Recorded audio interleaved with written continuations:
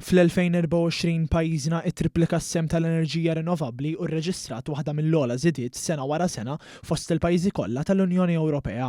Dan tħabbar mill-Ministru għall-Enerġija Miriam Dalli waqt is-16-il sessjoni tal-Assembleja tal-Aġenzija Internazzjonali għall-Enerġija Rinnovabbli. Dr. Dalli spjegat kif il-politika nazzjonali dwar l-enerġija rinnovabbli tidentifika żoni marittimi għall-iżvilupp ta' proġetti tar-riħ u tax-xemx flimkien ma' benefiċċji mirati biex jiġi attirat l-investiment. Spjegat kif pajjiżna qed jaħdem lejn l-iżvilupp tal-ewwel wind farm offshore, font li lil minn 12 mil nawtiku b'kapaċità sa 320 megawatt li mistenni jservi bħala modell fuq livell reġjonali. Fl-istess ħin Malta tinvesti f'sistemi ta' ħażna tal-enerġija bil-batteriji u fit-tisħiħ ta' netwerk tal-elettriku, inkluż it-tieni interconnector li se jirdoppja l-kapaċità tal-konnessjoni mal-Unjoni Ewropea.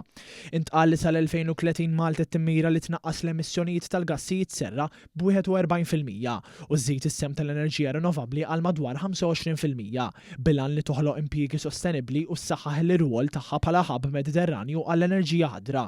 Il-Ministru Dalli qalet li minkejja r-restrizzjonijiet ġeografiċi uniċi ta' pajjiżna u d-disponibilità limitata tal-art, il-progress ta' Malta huwa mmexxi mill-innovazzjoni u d-determinazzjoni.